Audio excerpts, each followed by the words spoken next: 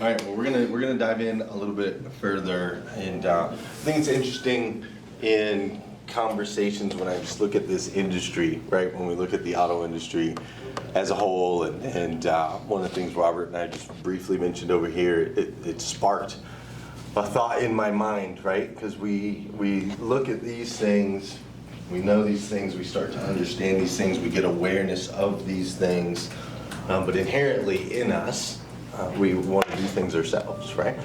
We're just like, we'll take care of it, we can do it. Why don't other people think like me or act the way that I act, or that I will act? And I find it really interesting because inherently we have that mentality. And I think if we really were to dissect it, we would realize how non-beneficial that is to have that mentality, right? And so it made me think, it sparked this video that I watched. I'm like, why do we have that? Why are we like that? Where we're like, we're just gonna carry the load, we'll take care of it ourselves. We can do it, right? And our industry is really built like that, if you think about it. From the very get-go, whenever you came into this industry, I came in through the sales side. And when I came in on the sales side, it was like, here's a video on sales training, sit right here, figure it out, follow that guy, here's where you get the keys, right? It's like, you gotta do it yourself if you're gonna be successful. It's kind of how our industry is built. And so, I'm like, why is our industry kind of inherently like that? And it made me think of this video that I watched, and I don't remember the woman in the video, but she was sharing in the video how messed up our school systems are. So you think our school systems might be a little bit messed up right now? Right? Just maybe just a little bit, right? Maybe some. I love teachers, I love education, I love all of those things. But I think inherently part of our system is a little bit maybe messed up, right? And so in this video, this woman, she's like, in school we're taught to follow the leader, stay in line, don't draw outside of the lines, right? Stay in the box. We're taught to take tests all by ourselves. Don't share, don't collaborate, don't look at anybody else's test. You got to take the test all by yourself, right? And we're also taught what? That there's only one answer to a problem. That's what we're taught in our school system. Where business is not like that at all, right? Business is about sharing, collaborating, working together. There's thousands of solutions to problems.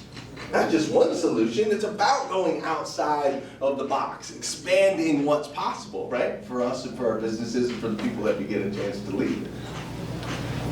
And so, today, my hope, as we continue to grow and as we continue to learn together, is that you'll take these things back and collaborate. Don't feel like you have to go and now do this, right? Go back and teach, educate, share, collaborate, think outside the box. What do you guys think about this? What does this make you feel, right? And let's change. Let's change inherently how we work. I was thinking about, and I think about our industry all the time. It's a curse, right? I think about it all the time. In this industry, top performers get promoted most of the time, right? Especially over on the sales side that I was on. The top performer gets promoted. Could you imagine if with the Apple company, Google, Amazon, could you imagine if the top salesperson was who they put in charge of running that whole company? Could you imagine that? Like, it's never the top salesperson. It's the person with the greatest skills, the greatest leadership abilities, that's innovative, right? All of those things. But in this industry, we're like, oh, you're really good at sales, so now we're going to put you over in a leadership position. And we're not going to teach you how to lead.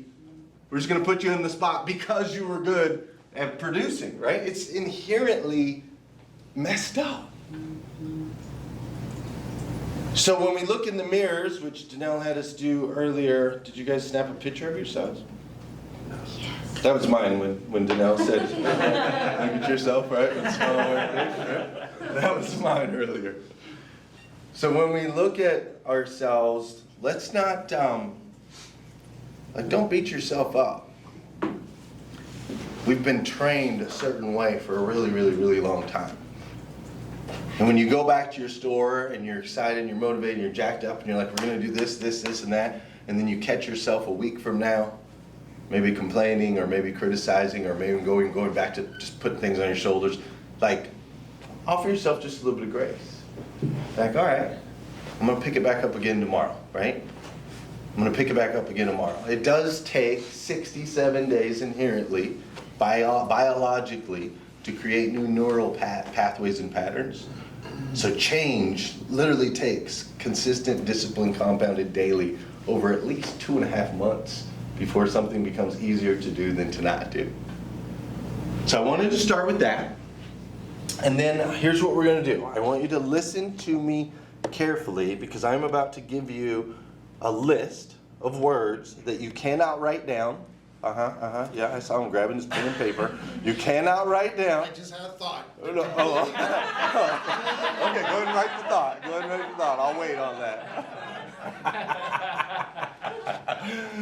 That's good though, because that's what we're supposed to do, right? Make you think, make you feel, and make you think, and make you advance. That's right. Make you think, make you feel, make you advance. I love that. Okay, so I'm about to give you a list of words. I need you to listen to me closely because you will be tested. Okay? All right.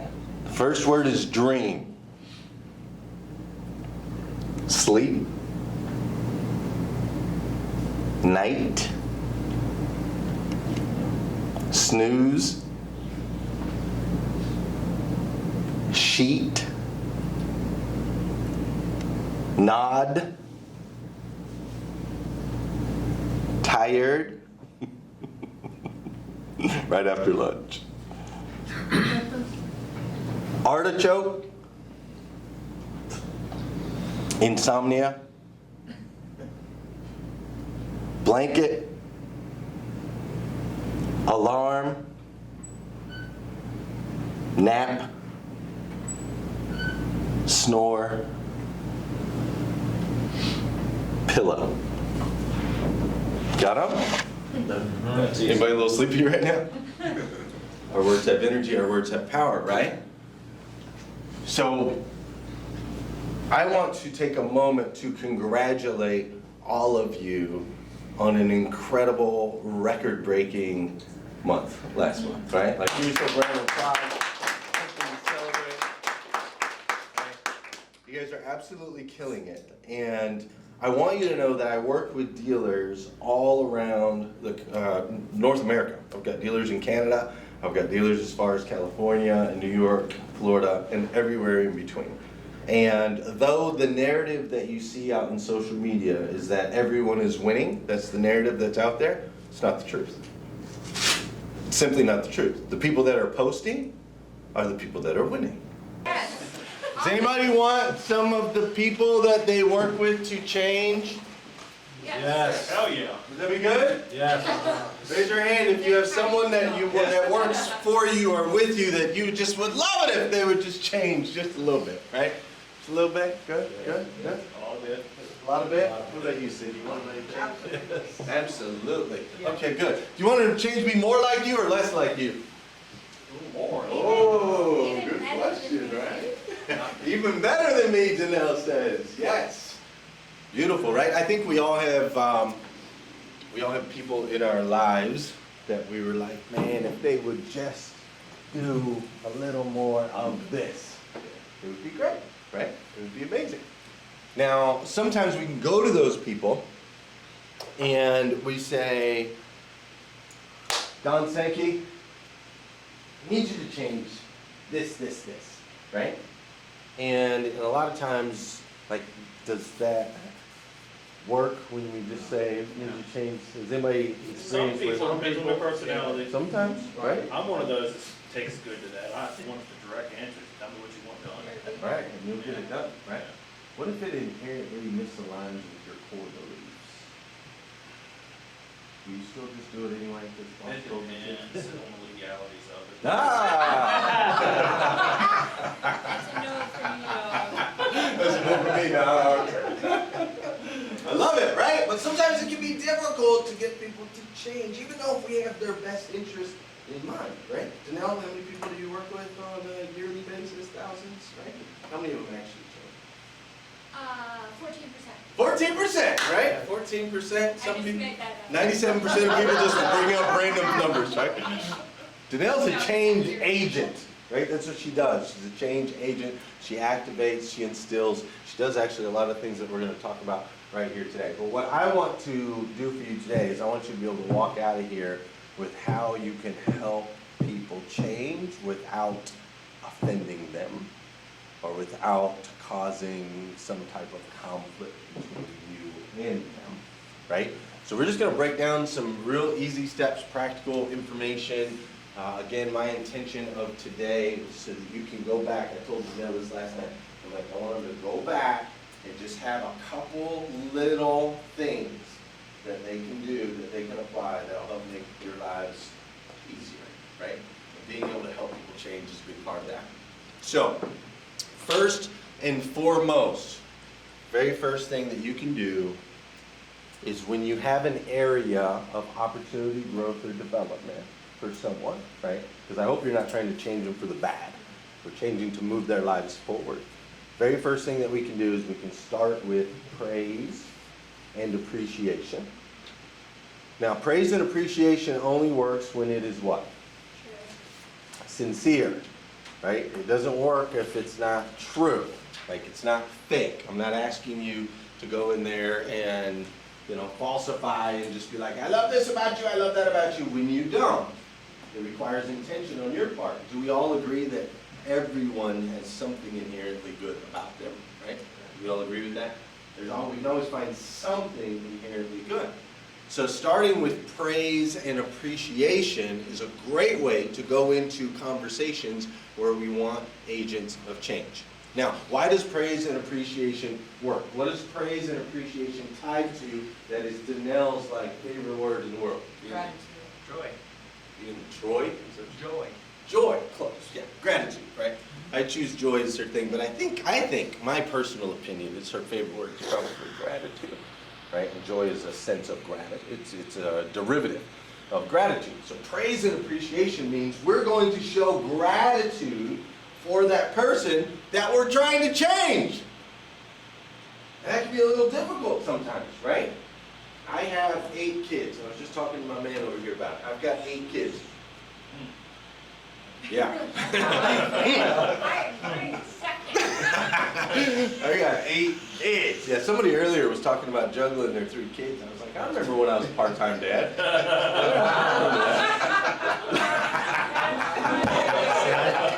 We can talk after.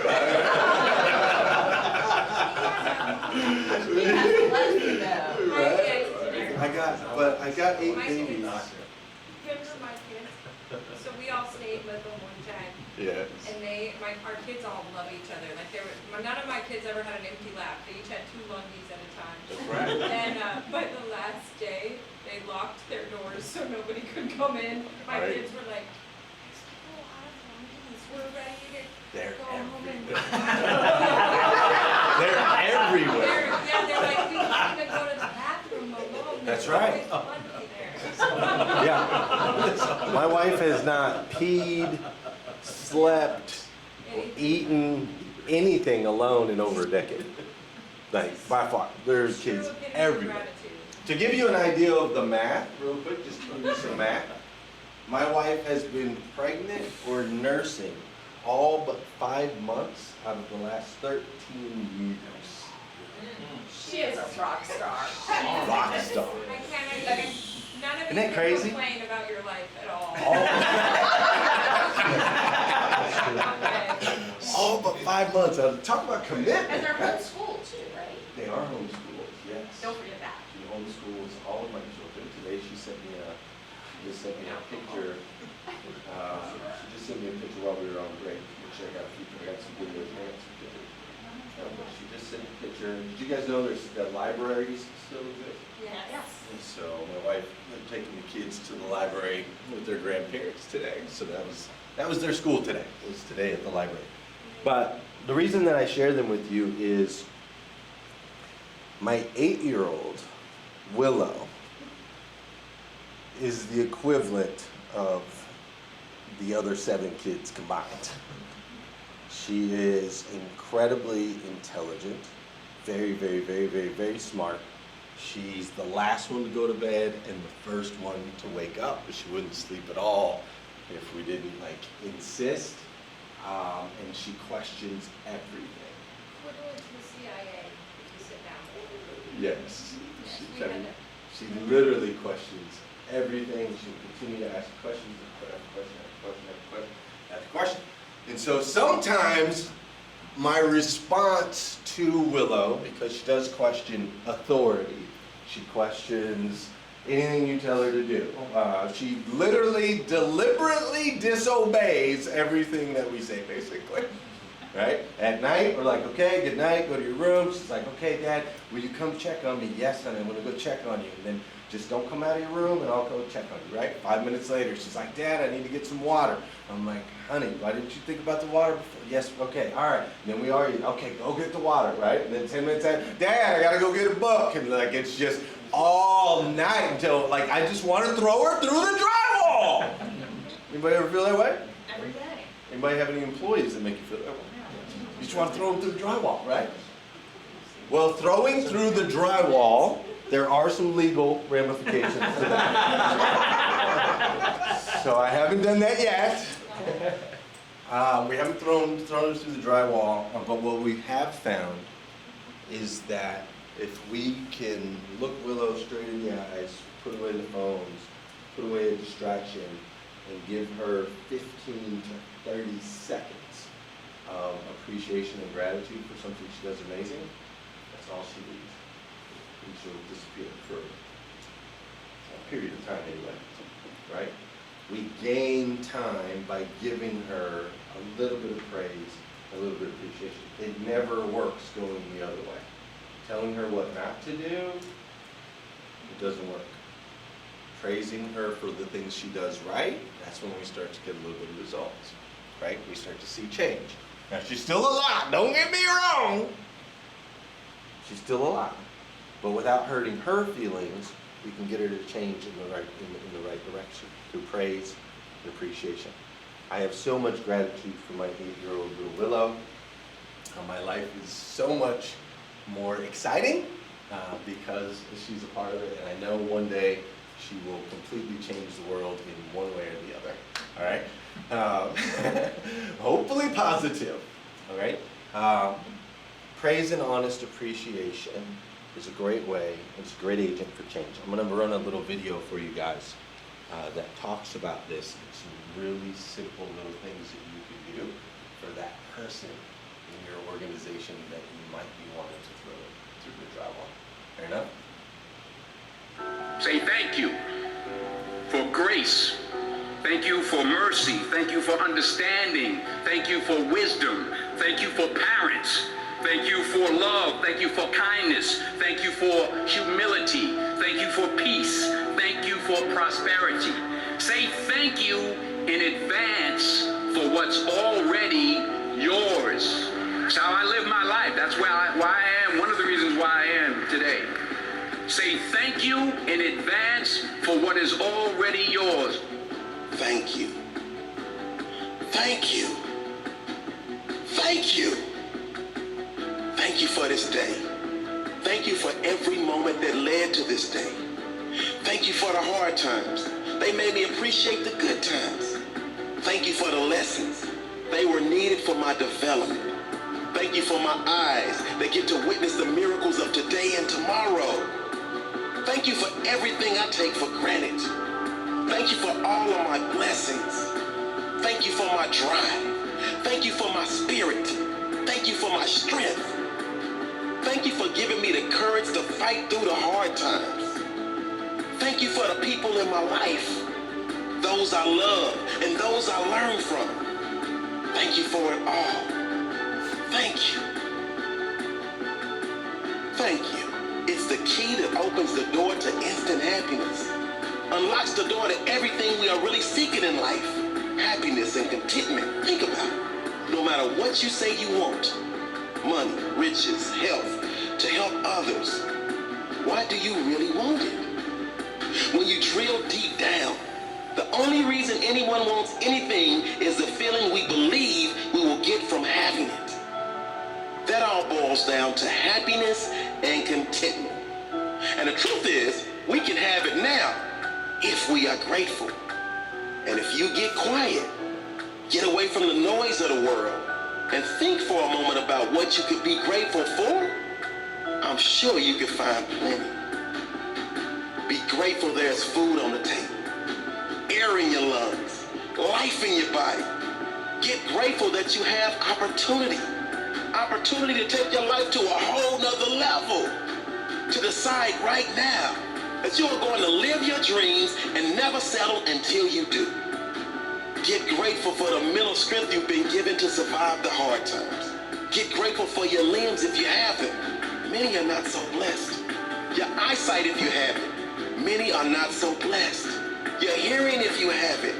Many are not so blessed. The health you do have, many are in worse positions. Get grateful for that one person that has had an impact in your life, or many people if you are so blessed. Then get grateful you can choose to be that person for someone else. That one that makes a difference in someone else's life, no matter how small. Get grateful you get to experience this magical universe. Today, look for miracles. I guarantee if you are looking, you will see them. There are unlimited things to be grateful for. Open your eyes. Unlock your amazing life. It's ready for you right now. Thank you for this day, whatever it brings, whether a challenge I need to grow, a lineup to teach me patience, an unexpected blessing, every moment of joy, whatever today brings, thank you. Whatever it brings, I pray I have enough presence in each moment to know that no circumstance is my life. No high or low, no event, no thing is my life. Life is energy, and I know I'm so much more than my physical body. Thank you for my ability to love, to give to others my authentic love and kindness without expecting anything in return. Thank you for my strength. Thank you for my presence. Thank you for my ability to attract only the things and people that are in harmony with what I need in my life. Thank you. Thank you. Thank you for this day, whatever it brings.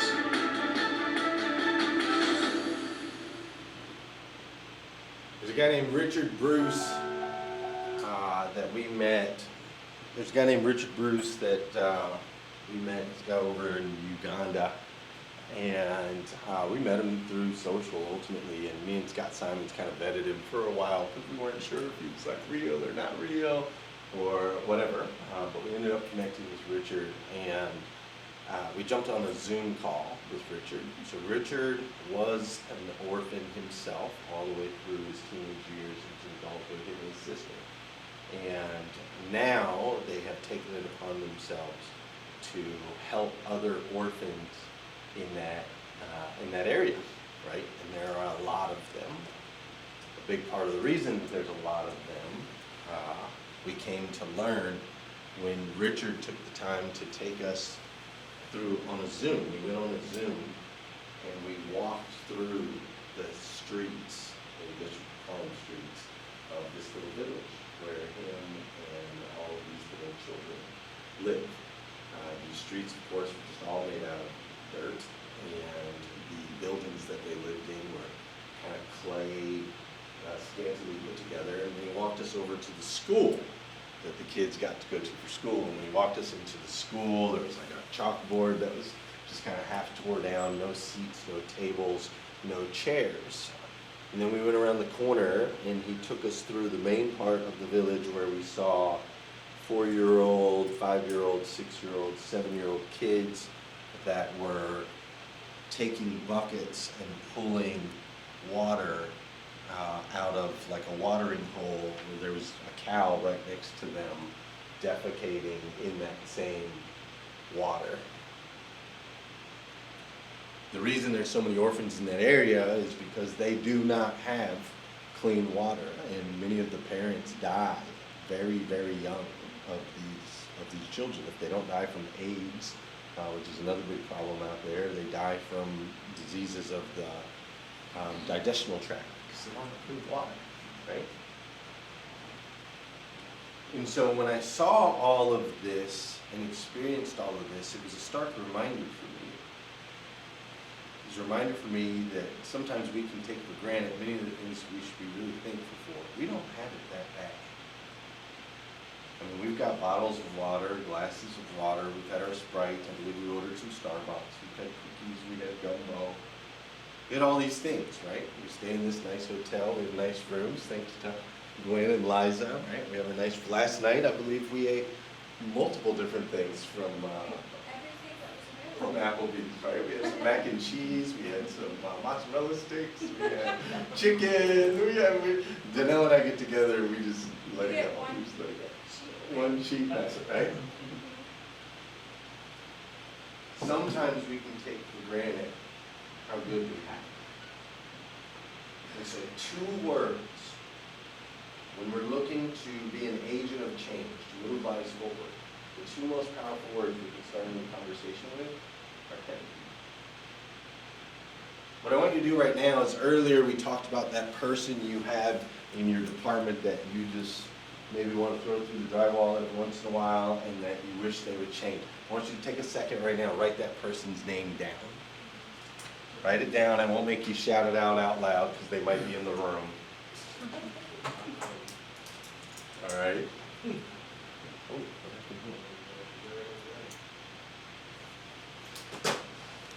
Write their name down. Oh shoot.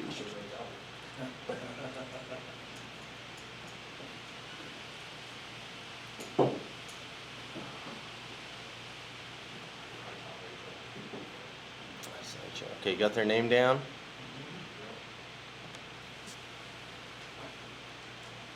Okay, so now what I want you to do, you don't have to say their name, you mentally say their name, but out loud on the count of 3, I want you to say thank you, and then mentally you can say that person's name.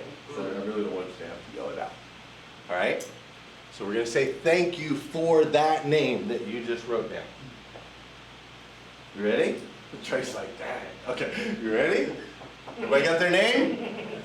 Okay, on 3. 1, 2, 3. Thank you. Thank you, Trey.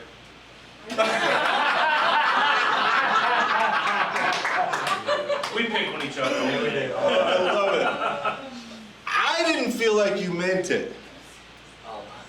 I feel like you guys gave me a halfway, okay, we're just going through the motions. All right, check it out, for real. For real, for real, for real. If you can be grateful, for the person in your organization that drives you the most nuts, dude, everything else is going to be so much easier for you, I promise. So like, with heart, with gusto, I want to hear you say thank you for that name that you wrote down on that paper. Ready? 1, 2, 3. Let me hear it. Thank you. Much better. That's what I love. Feel the energy? It's a little bit different, right? And when you go back to your departments, what's the first thing you're going to say to that person? Thank you. Thank you. Thank you. And then we're going to find something to edify, something good about them, right? We say thank you, we're going to find something good about them. And we're going to be intentional. We're not going to have our phone, and we're going to sit there, and we're going to look them in the eye, and we're going to say, thank you. I appreciate what you've done for me, right? What's that person going to do? What's wrong with you? Freak out? Think they're getting fired? I didn't do it. Right? And that's where the conversation starts to change with that person. Starts with thank you. So Liza, we're going through a few steps of how we can instill, implement, and nudge change in someone without offending them, without getting the wall, the defense. And step 1 is we're going to start with gratitude. Right? We're going to start by saying thank you. Number 2, you can see it on the board right here. Number 2 is we are going to call attention to people's mistakes indirectly. Call attention to people's mistakes indirectly. And I'm going to give you an example of this. Charles Schwab, there's a story where Charles Schwab went to one of his main offices, and there were a bunch of people standing right outside the building smoking cigarettes. They were standing right outside the building smoking cigarettes. And they were standing right underneath a sign that said no smoking, right? And they were all just standing there underneath the sign smoking. And so what probably would have done is gone up and said, hey, you guys see the sign right there? Like, no smoking. What are you doing? We got smoking around the side of the building, right? But Charles Schwab decided to do something a little bit different. So Charles Schwab went over to the local cigar shop and he bought some of the finest cigars that you could possibly get. And he went back over to the group of people that were smoking under the non-smoking sign, and he pulled out a cigar and he handed everybody a cigar. And he said, hey guys, why don't you guys come join me over in the smoking section and let's smoke these fine cigars. They all immediately were happy to have a cigar with the owner, Charles Schwab, and so they immediately went over to the smoking section. They smoked cigars, and moving forward, none of them ever went into that smoking section to smoke again, right? He indirectly showed them what they were doing wrong by being inclusive, by making them feel appreciated, by doing something that would be a little shocking, right? I mean, I'd be shocked if Charles Schwab comes up to me with a cigar, says, hey, come smoke a cigar with me. I'm like, okay, right? So by indirectly attacking the problem, he solved the problem, but he never offended them. He didn't make them feel like they had ever done anything wrong, right? I'm sure there's some areas in your department, some areas of growth, opportunity, development, where you see people doing things they maybe shouldn't be doing, right? Does anybody have that? You see it out of the corner of your eye, like I've told them 100 times not to be doing that thing. They're not listening, they can't change, right? I've told them 20 times. Why don't you start rethinking that just a little bit? Say, okay, how can I indirectly, by making them feel good about themselves, how can I indirectly institute this change? Does that make sense? Good. So number one is we're going to start with thank you. Number two, we're going to indirectly call attention to people's mistakes. Number three, talk about your own mistakes before giving feedback. Talk about your own mistakes before giving feedback. My son, one of my two sons, I have 6 daughters and 2 boys, which we tried for the twins thing. It just never, congratulations, overachiever. My wife every time was like, twins. No twins. I could never do that. So I have 2 sons, 6 daughters. My son is 10 years old, and he's a good kid. His brother's only 4, so he's surrounded by girls, right? He's got his older sister, and then he's got Willow, which is a lot, right? And he's got Meredith. He's surrounded by all of his sisters. And so one of the things that happens often with my son is he fights with his sisters, like all the time, right? They fight over anything that you could possibly think of that they can fight over. And so they'll fight and they'll fight and they'll fight, and he'll punch and they'll kick and they'll do all of those things. My house is a little bit dog eat dog, right? If you want to eat in our house, you got to figure it out. It's just kind of how it works. But with Joel, what I know and understand, which I'm hoping all of you know and understand, is he can't hit girls, right? Like, you cannot hit a girl. You just simply can't, period. It's not okay. It's not allowed. Now, he just sees it as sisters and brothers and so on and so forth. But I'm trying to teach him to change, because if he's an adult and he's comfortable with hitting now women, we've got a problem, right? We've got a big problem. And so I've had multiple conversations with him early, and I couldn't really get anything to change. He just always fight back. And so finally I sat down with him and I said, son, listen, like, your dad has made some pretty bad mistakes in his life in the past. And there was one mistake that I made a long time ago where I got in a fight with a woman and I ended up behind bars. I went to jail for a night because of this fight. And he was like, well, did she hit you? I'm like, yeah. Son, I'm telling you, you will always lose in this situation. Take it from me. Take it from your dad. You will always lose. So once I shared that with him, which took vulnerability, it was embarrassing, not fun, right? I want to be a superhero in my son's eyes. But once I was able to share my experience with him and then give him feedback, he's now been able to make that adjustment, right? Now he just gets really, really mad and he might throw a pillow or he might come to me. They still fight, but he doesn't hit his sisters. He doesn't hit his sisters anymore. I don't know if you knew this or not, but because of your position and the authority, people look up to you, right? What difference does it make, Danelle, looking up on somebody versus looking down? What's that? The difference between people looking up to you and people looking down to you. Oh, you know what's interesting is like, how do you perform when people feel sorry for you, right? It was completely depressing, right? Rolling through, watching people not get out of the way for you, be annoyed that you take longer, right? When I try to be helpful to everyone and everyone was annoyed. Like I was taking up room, nobody would help to the restroom. Like it's like to ask for help all day long and then see people like annoyed and you feel bad asking. Yeah, It's basically I'm over it. yeah. Yeah, it's not ideal. Go ahead and hand out the Starbucks real Yeah, quick. sorry guys. I don't remember. Oh wait. Sorry. I apologize. I was trying to do Okay. Are you kidding me? Brilliant, brilliant company. Brilliant company. Busy 24/7. Cold brew? Yeah, that's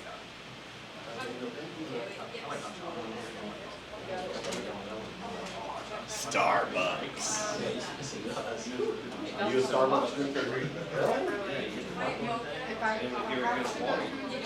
White mocha.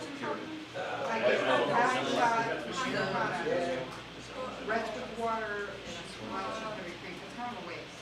Nice latte blonde. Cappuccino. Yeah, I'm out. You hot? You? Oh, wait, no, Yeah, yours nothing. is. No, I don't need any caffeine. Who's the Oh, this one? good. Never had it, just my whole life. Weird. Yeah, that's you. But yeah, it's been good for me. I need to listen better. Right? I use this. Yeah. Thank you. Yes. Are you hyperactive? That's it. What's that? If I didn't get to you and you wanted to come, I apologize. I tried to ask you. I don't think so. They didn't give us any straws, so, good luck with your face. I know that those don't. Oh, those don't. I can ask why that she had, oh. No, it's okay. There'll be more caffeine in your biscuit. What's that? How do you come to honest maybe some mistakes we're trying to address? Talk about your own mistakes, but it doesn't necessarily fit the situation. There's not a mistake there. How do you feel about that? So I think that you can find Some peace, What? right? Over my Maybe a coffee peace addiction of it. and Oh. my strong Right, like coffee. maybe Yeah. you didn't make I'm the mistake they drinking made, but coffee. maybe you made Like, a mistake of not literally asking for help. When you should have asked for help It's on the something coffee. else, right? Hey, Dad, I'll let you know. I used to think I could just be a real Is that like for coffee right now?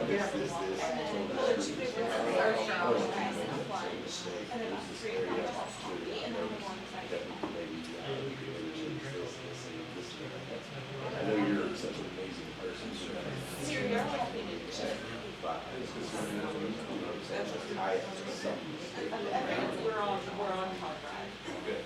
I was thinking like applying to them, anyone who gets promoted as a manager, you automatically love your title, you feel like you've earned it, right?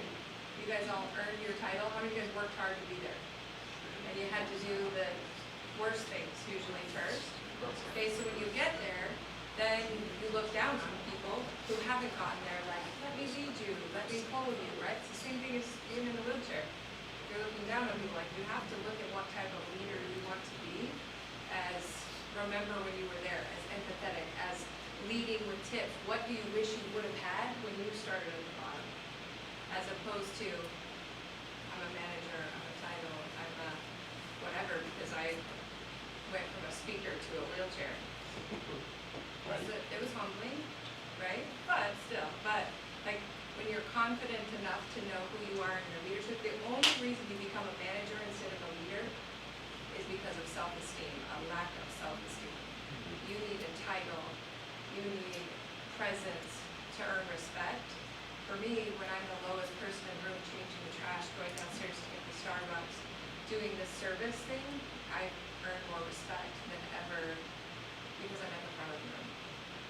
So just a thought process. The more confident you are in who you are, the better leader, because you don't need to speak from height. You can build from depth. Yeah, he says every day, it's something that I started on the point. Don says, if you're the smartest person in the room, I don't mean to steal your quote, if you're the smartest person in the room, you're in the wrong room. So, and I try to since I met Don, I try to avoid that. Yeah, 100%. So who's in the wrong room right now? That's what I want to know. Who's the smartest person? People with iPhones. I am. Do you guys believe that, all of the people that were at that event a week and a half or 2 weeks ago that know Danelle, do you believe that they actually like looked down on her? No. They thought any less of her? No. Got more for showing up. Exactly, right? But she felt, right, because of position, literally only because of position, she felt less than, like she was looked down on. And so what I want you to understand is your positioning alone creates this hierarchy. It creates a hierarchy. Whereas people are looking up to you and they feel as though they can be made to feel as though you look down on them when you're just trying to correct. You're just trying to give them an opportunity, right? You're trying to grow them. But it can feel differently, and that's why we do this here. We talk about our own mistake, which now brings us even playing field, right? We talk about our own mistakes, and now ultimately we can help them change without offending them. Does that make sense? Good. Number 4, ask questions instead of giving direct orders. Ask questions instead of giving direct orders.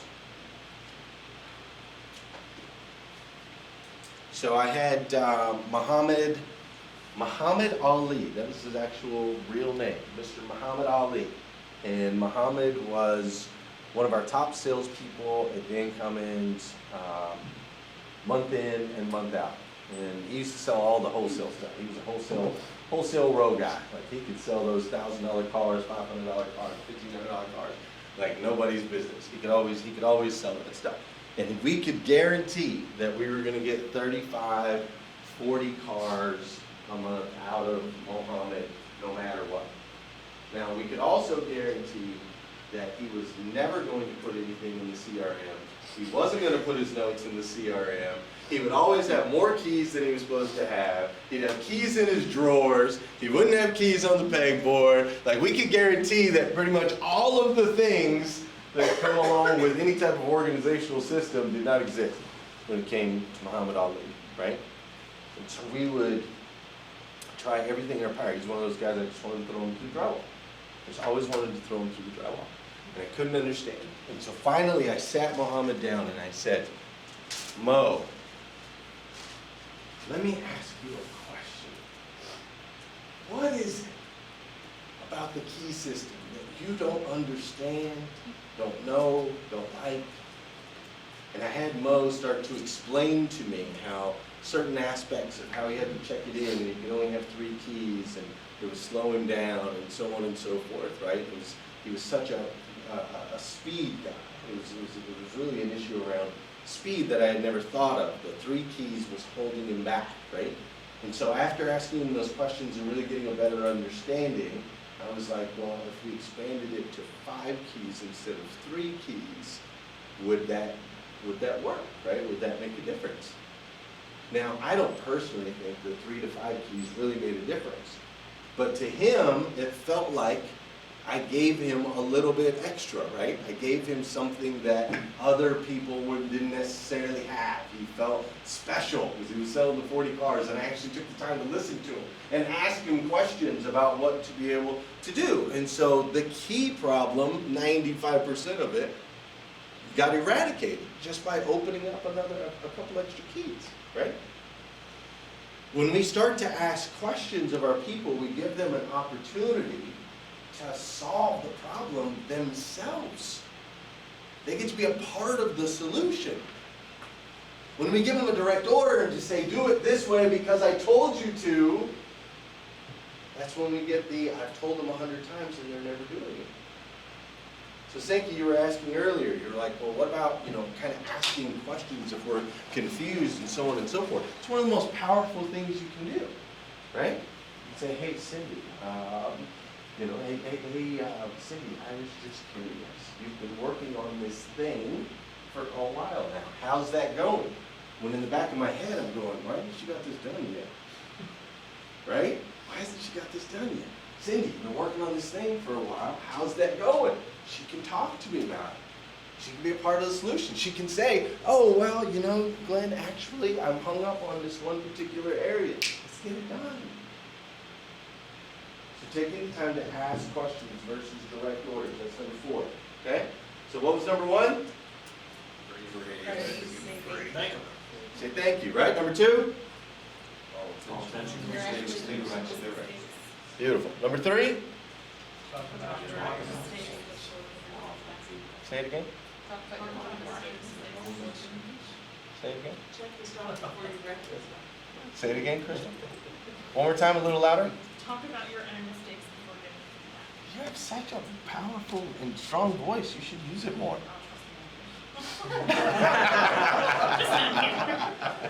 She said here. And what was number 4? Ask questions instead of direct orders. Okay.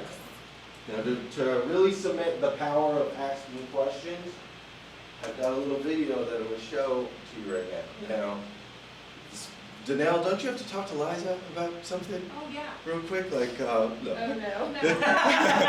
The video's just a little crude, okay? It might have one cuss word or so in there. I told Danelle earlier, I'm like, you gotta pull Liza out, like right around slide 4. I'm just kidding. Can I actually clarify that? We do have some new managers and leaders in this room. Yes, absolutely. So for anyone who doesn't know, I feel very strongly about the language that's used in a professional environment, and specifically, I think our industry has trouble with making sure we're always using the right or respectful language. And I understand that it's been historical in our industry that people tend to use bad language. I feel very strongly at CMA that we don't speak in disrespectful ways. You can be joking, and Rob might be talking to a person who works from there, joking around. They've always spoken this way, but someone else might overhear it and take offense to it, and you just don't know your audience everywhere. So we've simply laid down the law that there's no good purpose to use bad language in a professional environment here. So I do feel strongly about it. I hope everybody can be aligned with that. Use it on your own time, great. If Glenn plays a video, great. We're just not going to allow it to come out of our mouths during the meeting.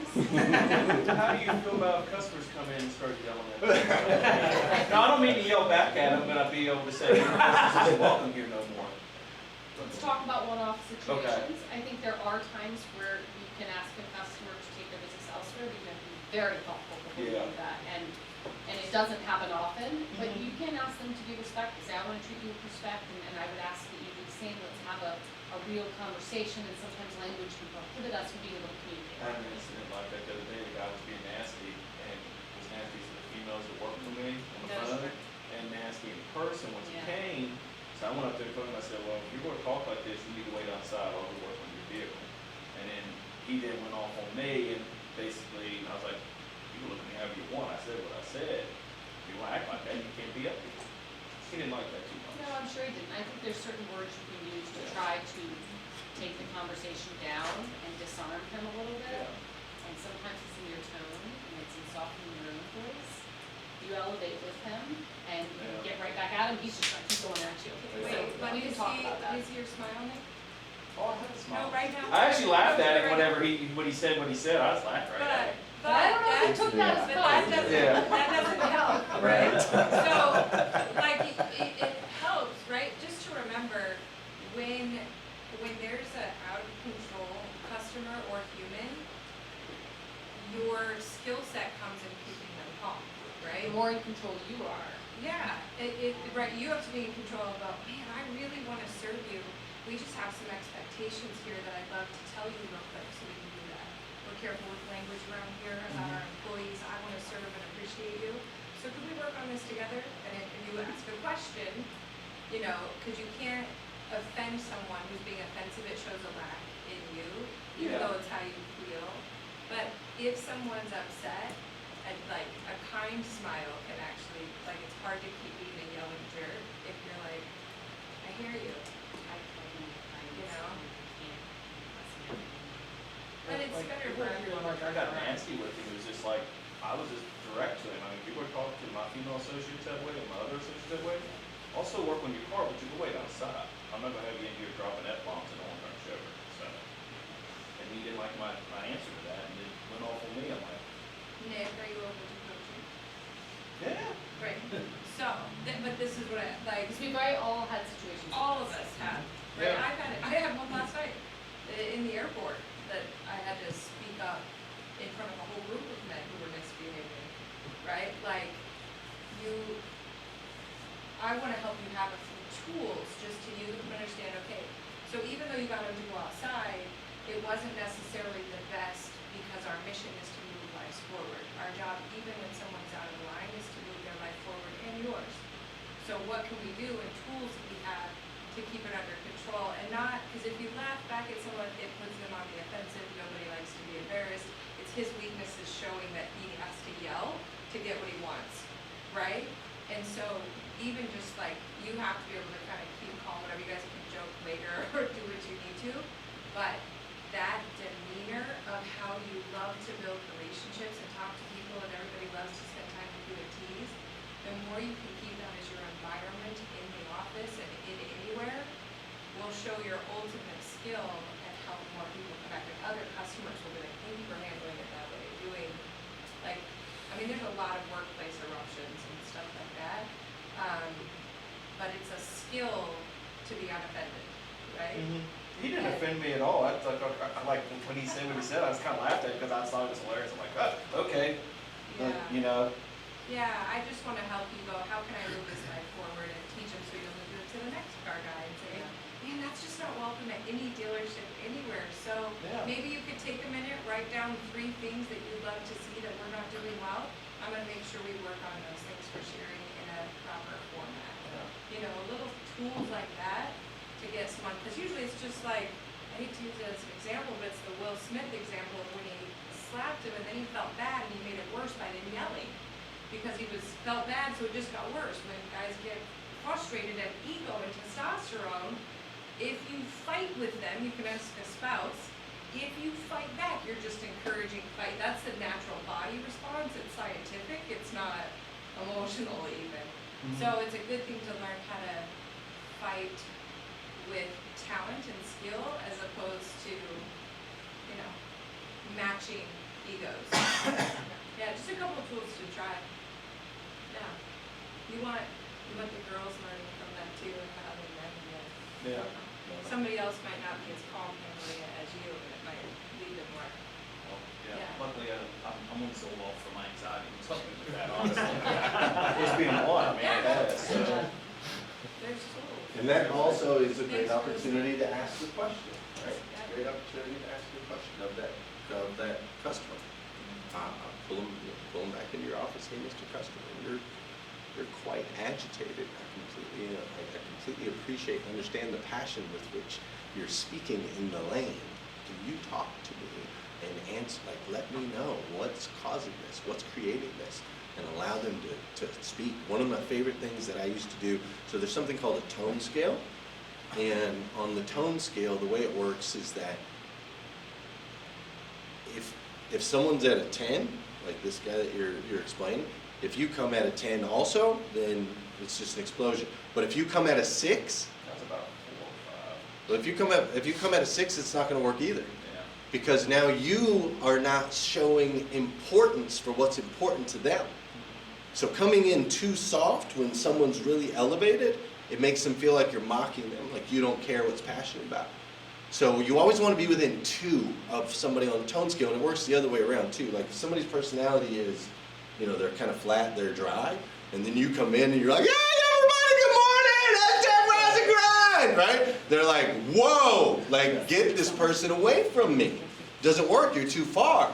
So if I want to bring somebody up, like with our show, if you notice when I used to my Rise and Grind show, we kind of ease into it, because I know people are just waking up, we ease into it. Then we get to the part where it's like, let's dance, and we bring a little bit more energy, and then we deliver whatever message it is.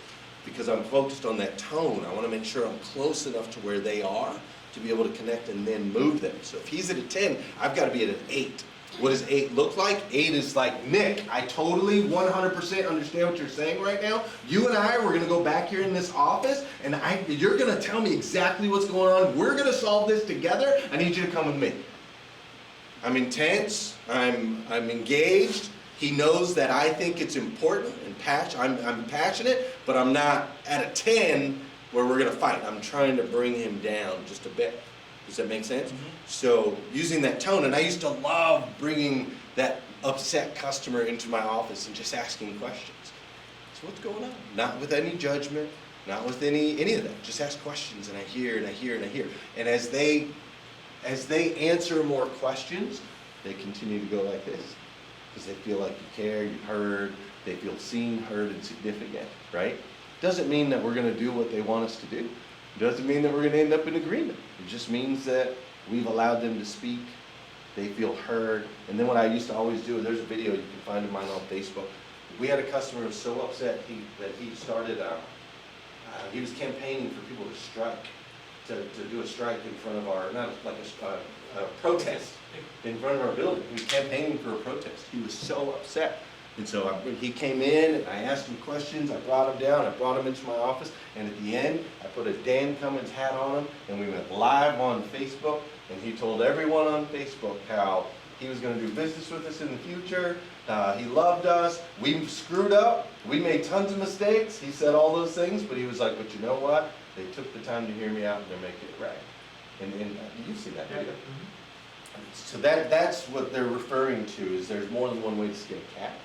Right? And so it's not necessarily let's move them out of the office or out of that area. Yes, we need to move them out of that area, but how can we move them out of that area and into the friend zone where we can still do business, transact? We want them to walk away saying good things about us. That's all. Every customer matters, right? I like the tone scale. Tone scale is so important. So incredibly important.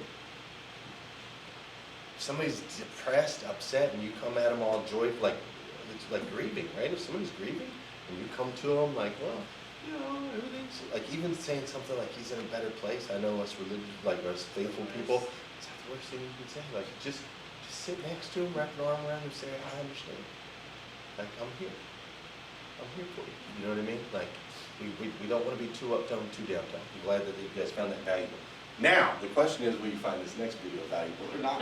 And how upset will Liza be with me? Okay, all right. So this is just going to cement the power of asking questions. Has anybody ever seen the movie 40-Year-Old Virgin?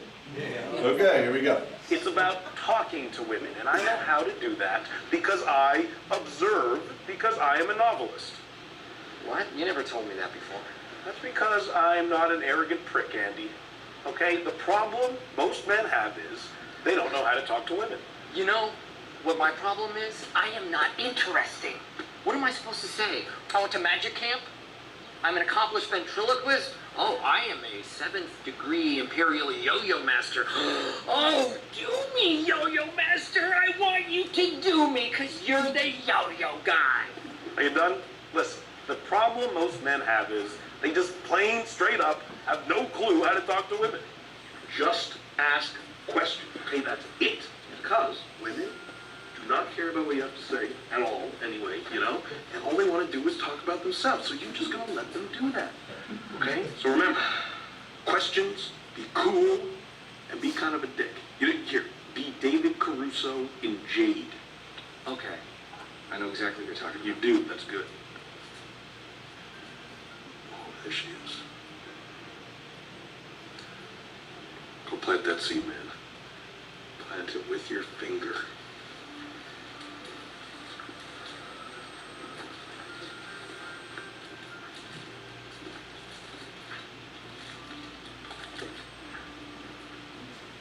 Can I help you? I don't know. Can you? Are you looking for something? Is there something I should be looking for? Oh, we have a lot of books, so maybe it depends on what you like.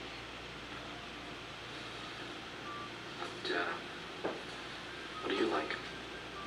We have a great section of do-it-yourself.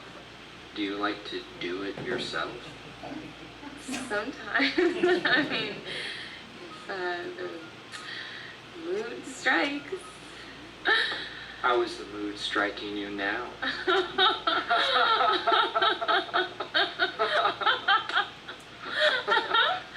What's your name? What's your name? I'm, Beth. Andy. Andy? Don't tell me, okay, Andy? Unless you want to be told on. Beth. And I cut off the last part because the last part's really ruthless, right? But just asking questions, people find us fascinating. Just asking questions shows people your intention, shows people that you care, that you're into them. And we can move people, we can move their lives forward by asking questions. We can institute change without offending anyone, unlike that video clip right there. All right? Number 5. What was number 1? Thank you. Praise, honesty, What was number 2? Number 3?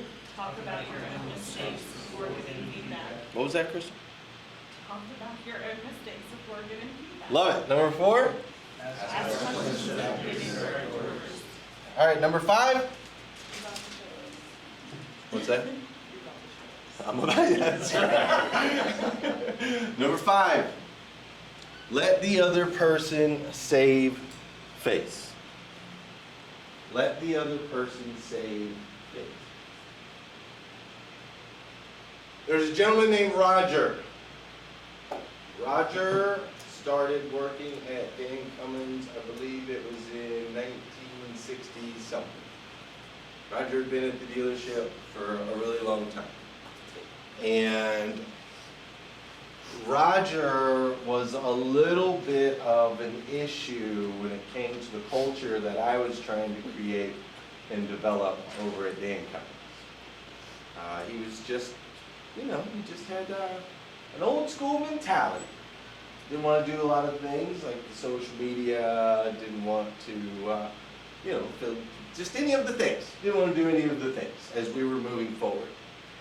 But Roger had been a staple of Dan Cummins for a really long time. He'd worked there forever, right? 30, 40, 50 years, however long it was, Roger had been there. And so I was kind of in a pickle because he wasn't buying into the vision that we had for the store. But at the same time, he had some seniority, been around a really long time. You guys understand, it's a tough position sometimes, right? You're like, golly, they're not quite performing at the level we need them to, but we love them. And so I thought, how can I address this issue, but at the same time still be respectful and let Roger save face, right? I didn't want to go to Roger and say, hey, Roger, you're fired. Or, hey, Roger, do this, sign this paper, or you're out of here. Like, I didn't want to do any of those things. In order to do that, as a leader, of course, you're going to have to be intentional. You're gonna have to be thoughtful. You're gonna have to say, what is it that this person values that we can create an exchange, right? We can create an exchange to where they still feel like the greatest thing in the world, and we get what we want. Egos, though some can control and some cannot, we all have them. Everybody's got an ego. And so it's just a part of who we are as humans. So we have to be considerate of that at all times. I know sometimes we can feel as though we just know what's best and we know what's right and they should buy in. That's not always going to be the case. Everybody's experience is different. Everybody grew up in a different way, has different belief systems and different experiences in their life. We as leaders have to take the time to go, okay, hold up. Yes, this is valuable to me and I have to get to this end game. But how can I do it while allowing these people to stay on this playing field with me so they can save face, so that their ego can stay intact and we can move this whole thing forward. Make sense? Number one was what? Thank you. Number two? Number three? Talk about your own mistakes before giving feedback. There it is! Yes! Number four? Ask questions. Number five? Okay, number six. Praise the slightest improvement. Praise the slightest improvement. Danelle talks about this often, right, Danelle? Yeah. Talks about how it's not about some big win, it's about all the little wins, gaining that momentum, a little bit, just a little bit of progression, a little bit of improvement, taking the time to actually celebrate that, right? Now I know sometimes I talk about my kids a lot, but I learn a lot of lessons from them that I apply in my dealership. The most recent child that we've potty trained was Fisher. Fisher is my 4-year-old son now, and the reason he's the most recent is Oakland refuses, just so you know. She's 3.5 years old. She won't touch it. She's adamant about it. She says she's never going to be in the potty, right? So we're working on that. But my 4-year-old Fisher, when we started to potty train him, is anybody potty train kids in here? Anybody potty train? When we started to potty train him, what we did is we would praise the slightest improvement, right? So as soon as he got close to going pee-pee in the potty, we celebrated by giving him some Skittles. Then when he started going pee-pee in the potty, we celebrated by Skittles and a parade, which my family is a full-on parade, right?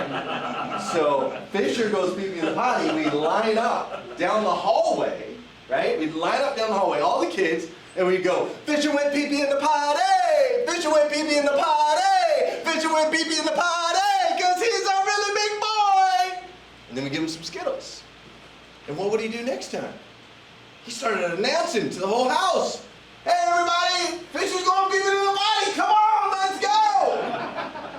And he'd take us all with him. So he'd go pee-pee in the potty, and then we do the pee-pee dance, right? Fisher went pee-pee in the potty! Fisher went pee-pee. So listen, what I'm saying is, it's instilled in all of us. We love a celebration. We love to be celebrated. We love it. So if there's somebody that you're trying to get to move, you got that one employee that you need them to move from here all the way over there to the other end of the hotel, and you're trying to get them, like throw them, they're heavy, they won't listen, they're not paying attention, they won't do it, start celebrating slight improvements. Oh, congratulations for showing up on time today. It really means a lot to us. That's what I'm doing in my head, right? I'm thinking, but to them, I'm not doing that. Don't do that, right?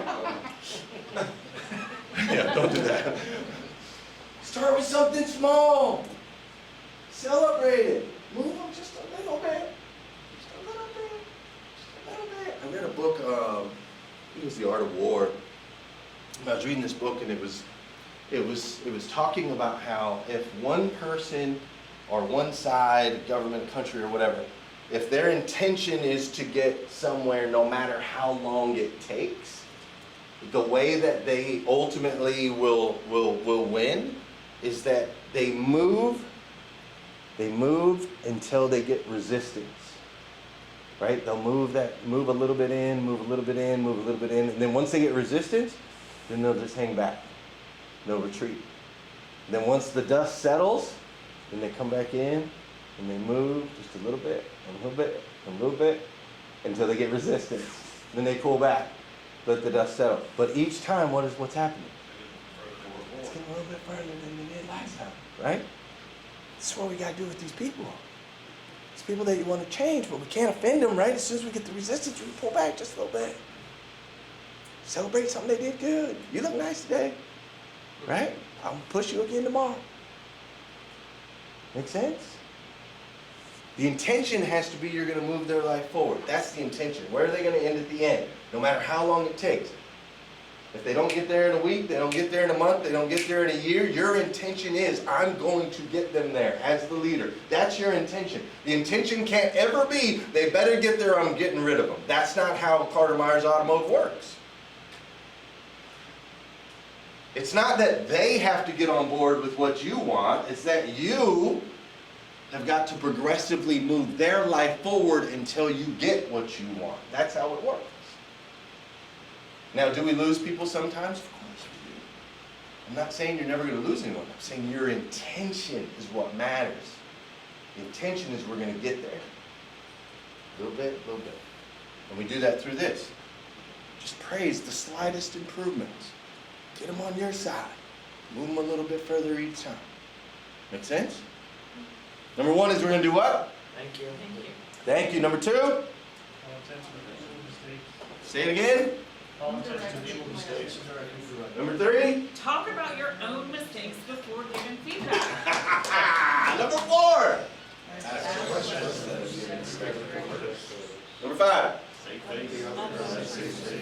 Number six? And last but not least, number seven. Give them a fine reputation to live up to. I thought that was a word we're not supposed to use. Give them a fine reputation to live up to. When I was at the Nissan Subaru store in Flagstaff, Arizona, which, by the way, Liza, Scott Baugh, the owner of that store, were you on there? I heard you share the story. Isn't that crazy? He's now wants to sign up for anything. He just did. He just started yesterday. Crazy. He just started yesterday. Full circle. Full circle, 24 years later. So the guy that gave me a job 24 years ago in Flagstaff, Arizona, the owner of that dealership, which, to be honest, I've probably said some things over the years bad, not about him, but about that store. Don't let him see the I know, I'm gonna have to go back for the replays. Actually, his wife said something to me at NADA. She said, I saw you on an interview on CBT and you were talking about this store you used to work at that was just an awful dealership. And I was like, oh, Connie, I'm sorry. But anyways, he just signed up for my 100% 24 years later, which is pretty cool, right? Like, really, really cool. I'm super excited. I really want to help him win. But when I was at that dealership, there was a guy named Bob Finch. Bob Finch was the #1 Subaru tech in America, like as far as all the certifications, all of that stuff, right? And we paid him a ton of money for that. But Bob Finch was also wretched. Like he was he just got, as he got older, he just got meaner and meaner, right? Just crotchety and ugly to other people, and so on and so forth. And I didn't really understand what was going on with Finch. You know, we were paying him right. He had plenty of work to do, so on and so forth. But he just was getting crotchety. It's the only way to explain it. He just kept getting crotchety, more and more crotchety. And so we'd talk to him. We'd have conversations. He'd kind of bark back and bite back, and so on and so forth. And so finally, I sat down with Finch, and I said, Finch, do you realize, bro? I said, look at the banners in your bag. All these banners from Subaru. I said, you're the #1 Subaru tech in the United States of America. Do Do you realize, Bob, that when people walk in, when a customer walks in, sees your banners and sees that, they know that you're number one. We do ads that say you're number one. These other employees, these young people, they're coming in, they're looking up to you like you're like a freaking superhero, man. You're the celebrity in this world, in the whole tech world. I said, and Bob, and with that, you're not taking that. You're being ugly to people, you're cussing at people, you're doing this and that.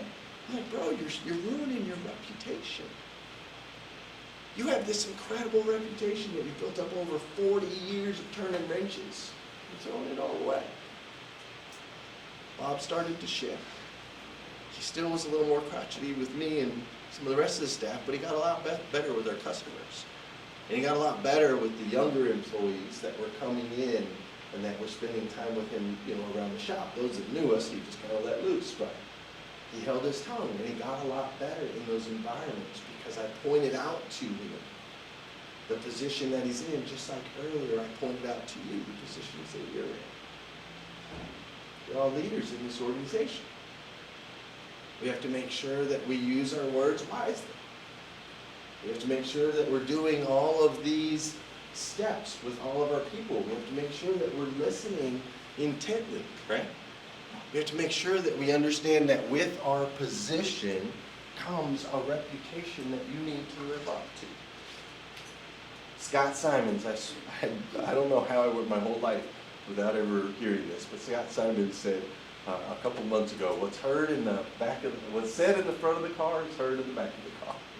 You guys ever heard that? Is that a Virginia thing or something? Because I'd never heard it before. Did you ever hear that before? What's said in the front of the car is heard in the back of the car. And basically what he was saying is, man, they're always watching. So let's be better humans, right? Which will make us better leaders, which will help us move people's lives forward. Fair enough? What's number one? Thank you. Thank you. Let's say it louder. What's number one? Thank you. Number two? Call attention to people's mistakes indirectly. Beautiful. Number three? Talk about your own mistakes before giving feedback. I love it, Crystal. Number four? Ask questions instead of giving direct orders. Number five? Let the other person save face. Number six? Praise the slight improvement. Fisher went pee in the party. Number seven? That's right. Give them a fine reputation to live up to. Thank you guys so much. Danelle, Delgado, I'm going to hand it over to you. Come in. I can tell you, I have a little bit of a loose tongue sometimes when I'm speaking, and I'll make jokes and I'll do things.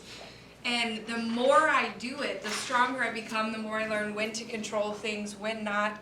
The more you focus, it's helpful to me that I got to focus because I had an actual microphone in my hand, or, on my shirt or in my ear. And so you only embarrass yourself so many times in public to where you decide to fix it, right? Every time you wish you weren't mic'd up, in the office, at home, you grow, right? So you can't say, hey, it's not gonna happen. Somebody's gonna make you mad in traffic. Somebody's gonna do these things. Great. When it happens, imagine if you were mic'd. Test yourself. Write notes. Hey, I lost it in traffic. Hey, I lost it with this guy. What is it about this guy that drives me nuts?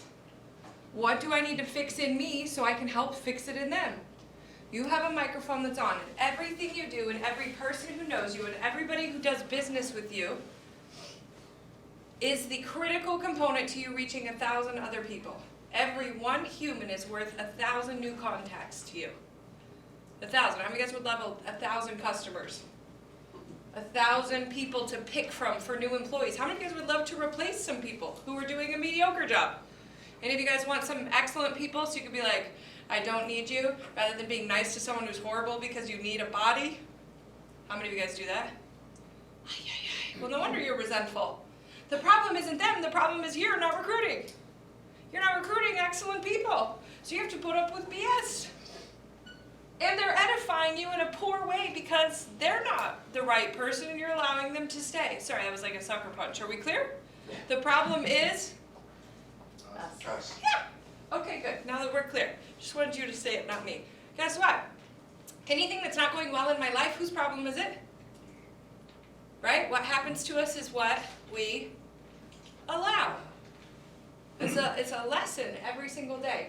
But I want you to think about this, because this piece right here is what has connected me to every other human I have ever wanted to meet, needed to meet, connections for me to open up my whole world.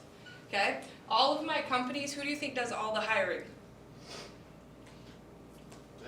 Who knows the most people? I hire for my insurance company, I hire for the academy, I hire my salespeople. Why?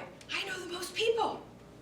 If I do a post on social media that says, I'm hiring, how many people who never wanted to work for anybody else are like, I'd work for you? What would I be doing? They don't even care. They're like, I'll learn the skill set. Right? People for customers. I have an endless supply. I have an endless supply of connections. How do you end up in these places? I just want you to think, how many of you guys know you are a couple connections away from the people you need? Customers, employees, everything. Okay? How others introduce you. Glenn, I got up to talk today. He was like, sit down. I'm like, Liza just introduced us. You're going to introduce me again? He will always have the same respect for me for changing his world, even though I just got him, like, I gave him 1 day, 1 hour, 45 minutes maybe, because I got kicked off the stage because somebody really important and wealthy was coming after me. Okay? I want you to think about this.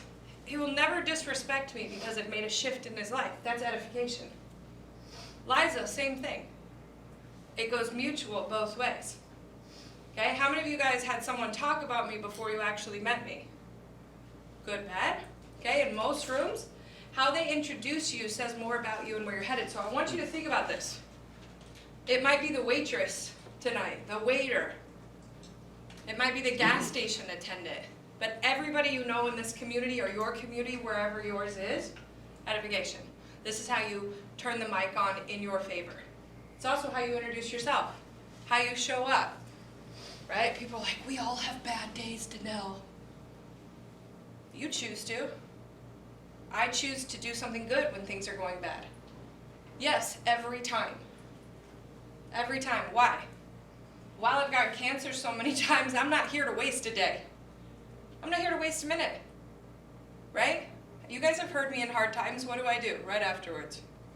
I'm good. So I'm good. Move forward. Advance. Work. Make them think. Make them laugh. Make them advance. Right? I want to make a difference with my life. I don't know how long I've got. I got to provide for my children for 3 generations, just me, before I go. I'm not going anywhere. I'm perfectly healthy, but you know what I'm saying, right? It changed how I introduce myself. Right? I've had so many attacks from people, you know, being a female in a mostly male world. I get a lot of hits, man. I take a lot of deep breaths, humbling moments. But that's why I choose to introduce myself. I don't need to lose it. Okay? I don't need to be a certain thing. You have to get this in control. I go on purpose. If I'm having a conversation with you, right? I came and sat down. I went and had coffee. Right? I'm intentional when I move. I want you to just think about that. How many people do you think on your team would appreciate if you moved intentionally towards them to have a conversation? Rather than ever again asking, how you doing, think of something more thoughtful, more creative. How many guys ever said that? How's it going? How you doing? You literally used 0 brain cell capacity to ask that question. And do you really care about the answer? Most of the time you say it when? When you're passing someone, not when you're going to talk to them, right? Okay, what did I do today? I went around and I said, what kind of coffee do you like? Right? What do you like? I don't know. Let me text my wife. What do you, right? I like working. Easy. Sorry, Grant. He's got to go, Right? You know what it was called? I don't know. She crushed it though, look. Okay? So I just want you thinking of this, right? When you leave, okay? First, when I ask people, like, oh, you don't need to buy me coffee. What did I say to you? It's all expensive. I'm like, yeah, I need some expenses. We're good. I get you some coffee. Great. On the road. Okay? But you didn't want to like, you don't need to buy me coffee. I'm like, I got your 79 cents. Maybe it's $4.70. I don't know. Yeah. Doesn't matter. Expensive. Okay? I want you to think about this. I did it on purpose. I wanted to know a little bit more about you. I wanted to know about your 3 boys. I wanted to know. I was asking you questions back there. I'm like, I don't get it. What's up?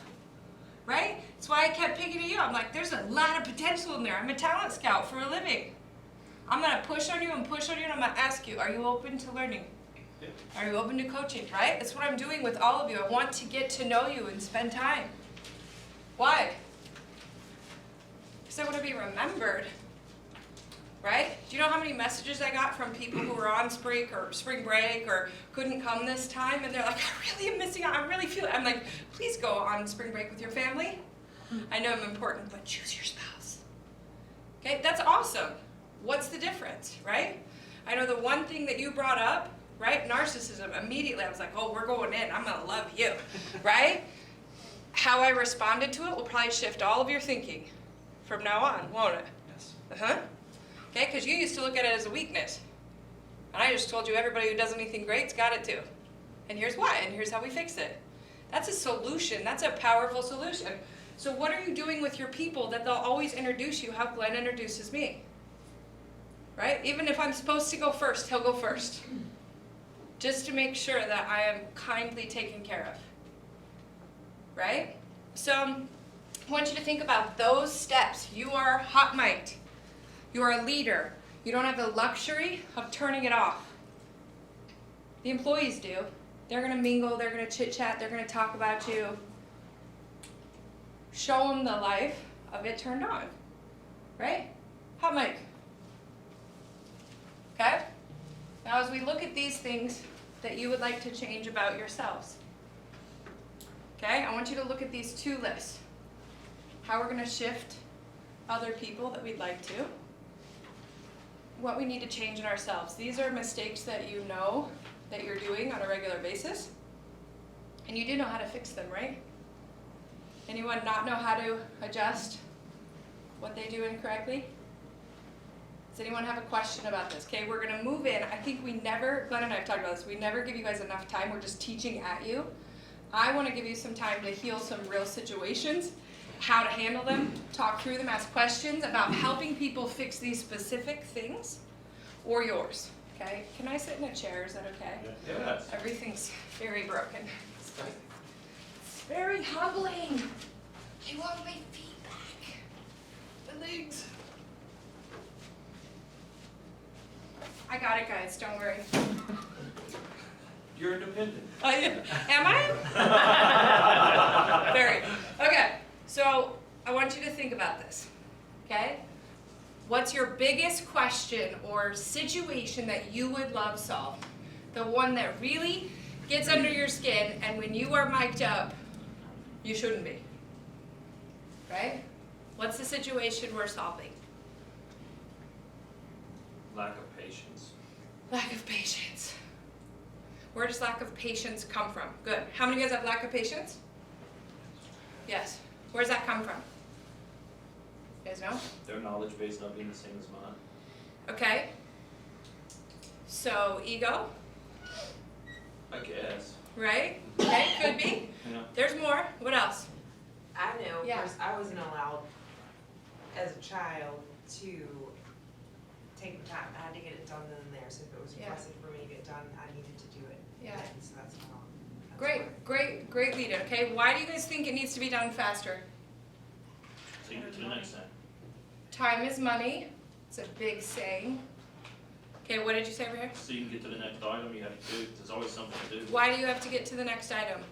To get more done in a day, to make more money. Yeah, I want you guys to think about this. Why is there so, why, what's going on with you that you need to get things done faster? Hit deadline, what's up? Pressure?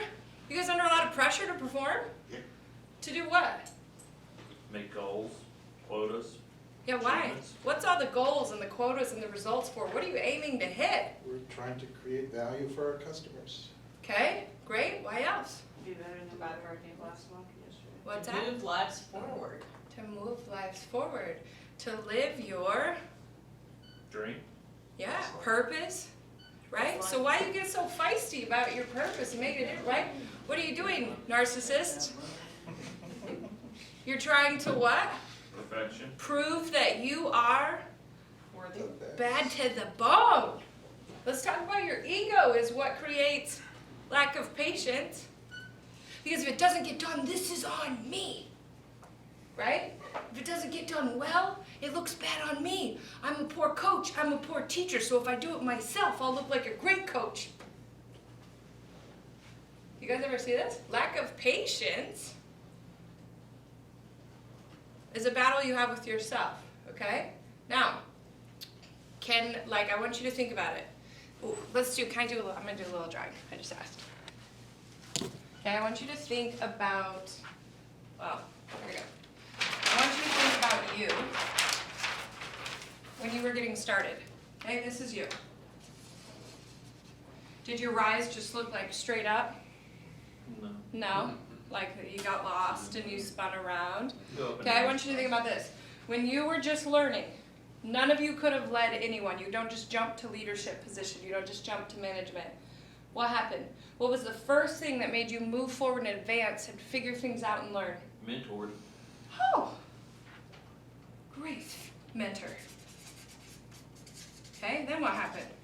You still messed up, right? You still got in trouble, you still did some things right. When people were frustrated with you, what happened? How many of you guys made a mistake on the job coming up? What were your mistakes? Tell me what you're most embarrassed about that you did on the way. Hit 2 cars that I had sold. I backed into one with the other one. You crashed cars!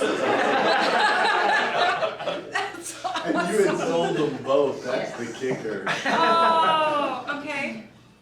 So we had a crash. It wasn't a crash and burn at least, so. Right? What else? What else did you guys do? Improperly quoted work before.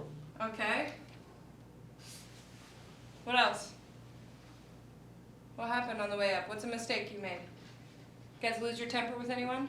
Upset customers, upset other staff members. Yeah. Yeah. Okay. Then what happened? How'd you get back up? You learn from your mistakes. You learn? Growth. Sometimes. What else? What else happened to help you grow on the way? Somebody have patience with you? Encouragement. Who was patient with you? There's encouragement. Encouragement. Okay. Our manager, our owner. NOGISSIGNED. What's that? That was your Polish speaker. Oh, I was like, what? What's happening? I know, I didn't recognize that. I was like, who is that voice I don't recognize? It was weird. Okay. Okay, so you guys had some help. Who else? Who had patience with you? Name specifically. Who helped you? Who made a difference? Our manager. Managers? Okay. Who else? My husband. Spouses? Yeah, what'd you say? Family. Yeah. Spouse, family. Okay. What helped you go from middle management to being in charge of a department, a manager? What helped you be in the position that you're in that you get to come here? Hustling. Okay. Hustle, knowledge. Practical application. Networking. Results. Oh my word, all of these things. Now, did you know all of these things when you were here? No. Yet people were patient with you when you did silly things like run cars into each other. What? My sister's like the worst driver in the world. She's crashed everything she's ever entered. I'm amazing. It's probably great to laugh about now. You probably didn't feel like laughing at that moment. It was horrible, right? Absolutely. And I was crying, like hyperventilating. Right. She was trying to calm me down. It was bad times. Right? I want you to think about these things that are happening. What about people who don't have managers with patience who are encouraging? What about these people who don't have families or spouses that support them? What about all of this? They don't know how to hustle because they don't know what they're doing. They don't have enough knowledge. And you're over there just going, I'll do it myself. Or I'm just going to do it because it's on me, because I'm going to hold this pressure, right? Or you think you are, or you give them 5 or 6 tries. I should have given it 7th, I guess. But sometimes Okay. we see people who leave CMA Yeah. and then they go be super successful somewhere else. I'm like, ooh, where did we break down? Yes. Where were we not patient enough with them, or where did I That's a not give great them? question, Liza. Where would it have broken down? Liza, I can tell you, I actually got a call from our VP because he saw my post about Scott Simons the other day and said, now that you've been gone for a couple of weeks, can I ask you what would we do different here at the dealership to keep you? It was actually, What a it great. was one of the questions he wanted to know from, since we parted on good terms, it wasn't a bad Yeah. term situation, we were Yeah. on good terms, but same concept, he wanted to That you know. wanted to know. Yeah, Yeah, what do great. they do for their employees and staff that you think could benefit us here and do things? I didn't give away any trade secrets. It's okay, we'll share everything. Okay, now I want you to think about this, okay? So people coming up are down here where cars were crashed, you messed up, you made mistakes. What we have to do is build leaders strong enough to not just own all the hard work that they did, but put other people on your back and go with them. Does that make sense? Right? We gotta go through this funnel, this mountain with people, right? What I want you to do is take long enough to say, why do they have the old mindset? Surely there is someone who can describe the new one in a way that they will understand. If it's not me, who could I find? Right? Look at it, Liza hired us. Liza knows this business better than anyone. But we're still here. What teammates do you need to help your team? Right? Who's out there? You know what I did with my teams? I called and connected to every big, right? What did I tell Liza when we're away? I make her write down 3 new people that she needs to connect with that are the best in the industry to help bring their information in. This year, Liza's recruiting for bonus trainings for you guys. Glenn is recruiting. I'm bringing friends in. We're all bringing you more expertise because guess what? My message doesn't serve all of you. Glenn's message doesn't serve all of you. We're going to do our best to try and learn more of your personality types. Why are people not following through? Study, research. The ability to have these means you are not fully accessing your ability to teach, to help, to produce, to look internally, to see why they're not responding to you. If you get frustrated on repeat, usually it's you, right? Usually it's me. Right, Glenn and I have this conversation. I'm like, I keep firing everyone. I think it's me.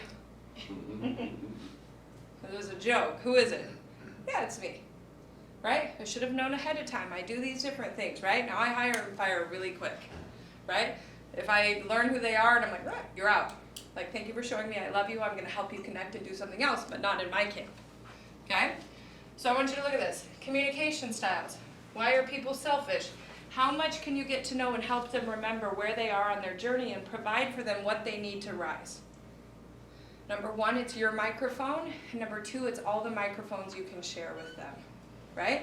Okay, so I want you all to write down right now, what is the biggest challenge you have with your team?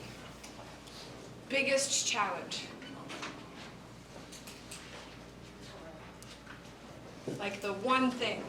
Complaining, late, people with excuses, people not listening to you. What is the one thing you wish you could change that would make your job happier, better, less stressful?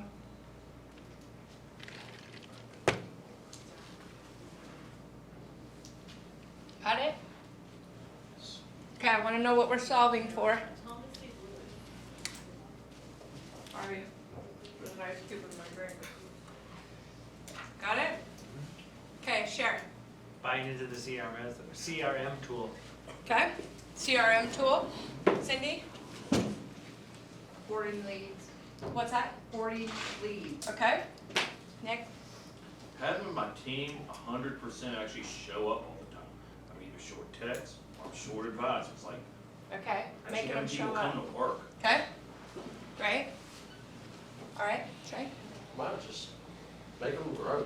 I mean, just Make them grow. make them grow. I mean, like, Just go up to them and pour water on me. no, it's just like, Right. like You not kind of everybody get them thinks to like want me. to grow. Yeah, exactly. Yeah. Like they're complacent. Motivate them to grow. Yeah, but Figure out what's holding them back I've from got growing. one.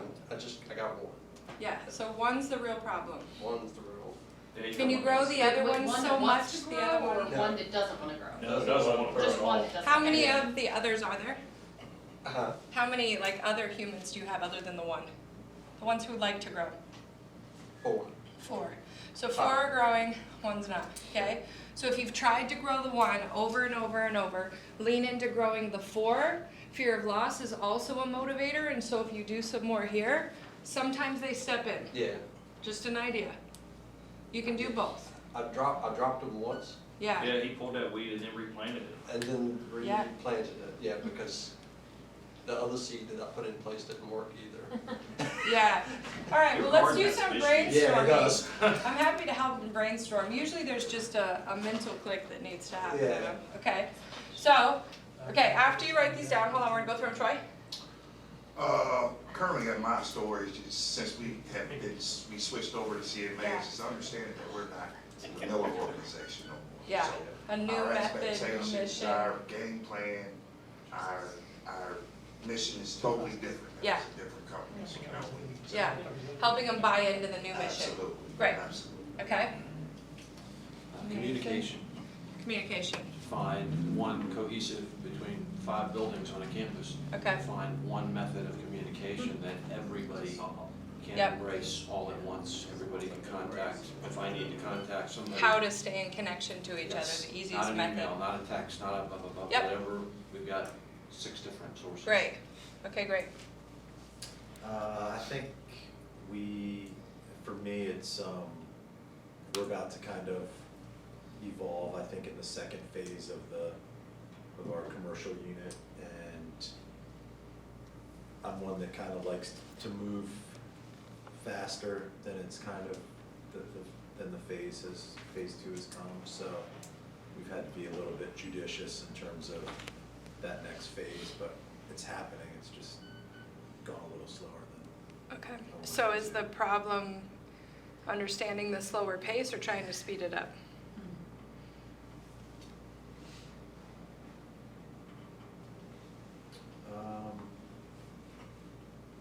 I think it's more just me adapting and realizing that some things, there are just some things you can't control. And just to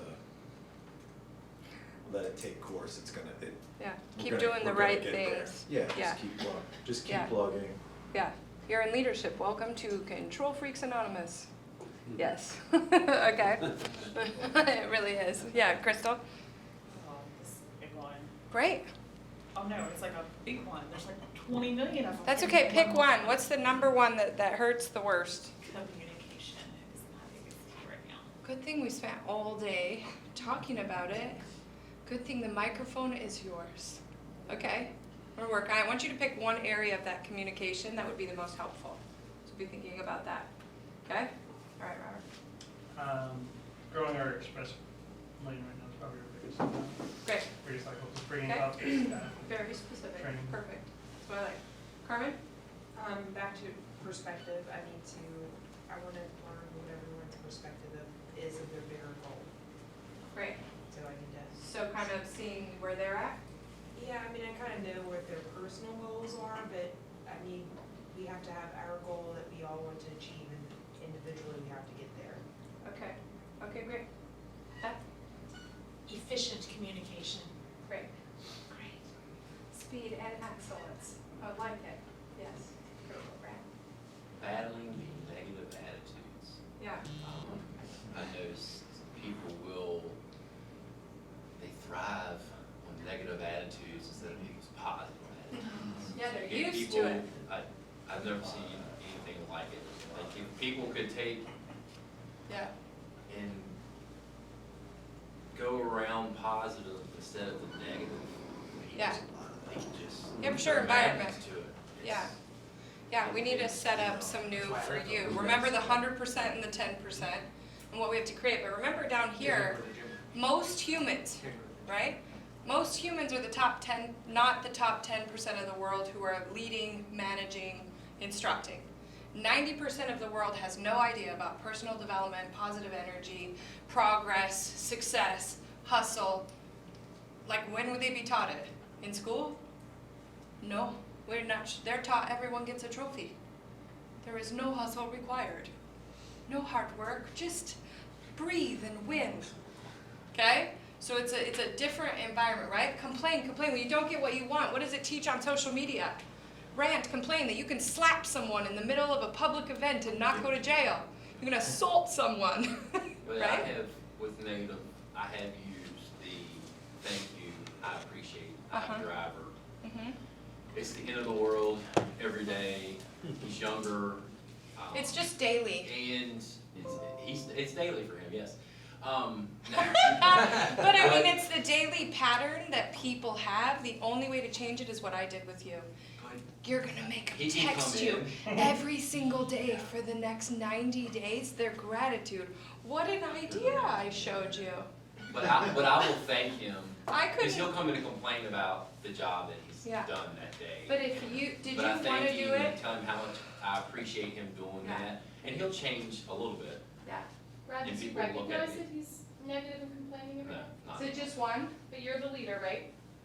yes. Danelle, what tools and tricks can you, not tricks, what Yeah. resources can you give him so that he can indirectly point out the issues? Is it affecting everybody else? It always does tremendously. I'm more direct than indirect, so maybe I defer to Glenn. Just because I directly fix But I've things. done step one. I've thanked him.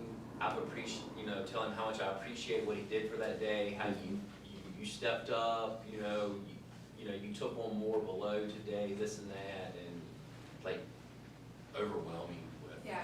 So But- that doesn't Yeah, work, what's the next step? Yeah. It's gonna require you doing some processes that I have learned to add to my life. Would you do gratitude with me?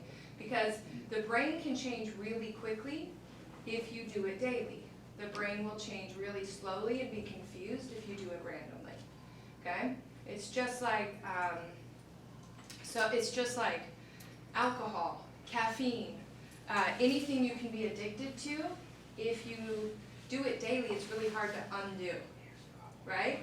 That's why people are like, how do you go cold turkey and stop something, right? You can't cold turkey negativity unless you have the willpower of a beast, right? Which is how we all got here, okay? Willpower is one thing, but if they don't have it, you have to train it. So what I would say is these patterns that we teach, the morning 5, getting them listening to Glenn, having them read a book, an audible, like these are participation in the CMA process. If you don't participate in the CMA process, you can't be a part of CMA. Like we are an education system with finances attached, right? Personal development with professional attached. And so if you look at this program, we want you to buy into this program that is what is creating results. And I'm here to help you if you're willing. If you're unwilling, we're gonna move towards something else. But if you're willing, I'm here with you, right? Like, did I have to work very hard when you were sending me things? No, but I saw it every day, right? Thumbs up, heart, way to go, that's a good one. Hey, try doing it like this. Sometimes I just let it go, right? And I don't think I ever let it go more than 3 days without saying something back, right? So, and if I didn't hear from you, I'd message you like, oh, I did it, I just don't have my book with me to send you the picture, right? So I want you to think about how to coach a human, right? How many of you guys get growing another human is really hard? I guys think I told people the same thing 100 times and they didn't change until 101, right? It's painful and it's on me, so I got more creative in my communication and understanding of what was driving them. So it's time with them, once a week, once a day, maybe do like a 30-day run with them. Go, hey, we're gonna try something for 30 days, me and you. Like, give them a race. It's in the car business. You gotta be a little competitive, a little driven, you know? I'll help you write out a plan. Yeah, you need to give them a real home run shot, but you gotta let them know if this doesn't work, it's not going to work. Sometimes that's their only case, but you also reinforce it with, I really wanted to. Right. I really would love it to. And I'll just do make sure anything. in that conversation too, remember like,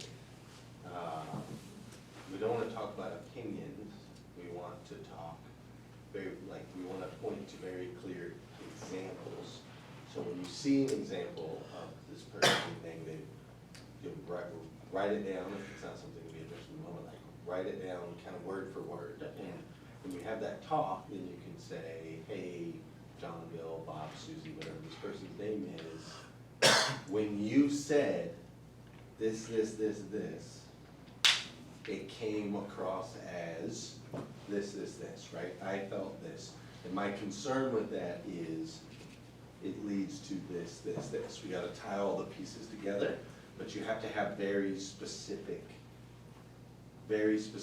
situations, because if you just say, a lot of the things you say are negative, that's an You opinion. don't know specifically. When we go in with opinion, they can't fix, then they can have their opinion and say, I disagree. Yeah. I think I'm very positive, right? Whereas if we go sentence line by line, here's what you said, here's how it felt, give them an opportunity to save face and say, well, I didn't mean it that way, right? And here's my concern, is it's going to make this impact, I'm gonna have to let you go. And when you can tie all the pieces together, then hopefully you can really grow that human from a non-emotional space, but from a fact-based space. Here's the facts, you've shared with me your experience of that, here's my experience of that, this is where it's gonna end up, I don't want it to go here, let's fix it before it does. Last thing to add for that one, does he have, or she, I think you said it was he, does he have anyone who he looks up to a lot in this industry? Probably not. Not real driven in that way?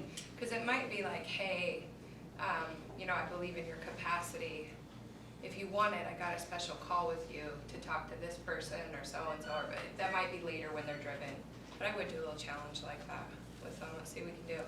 Also, like, it's been amazing to me, like I put energy towards hiring other people because I want something better, and that person's picked it up. Like they just felt my energy to be like, listen, I got no more patience for that happening. I'm gonna be looking.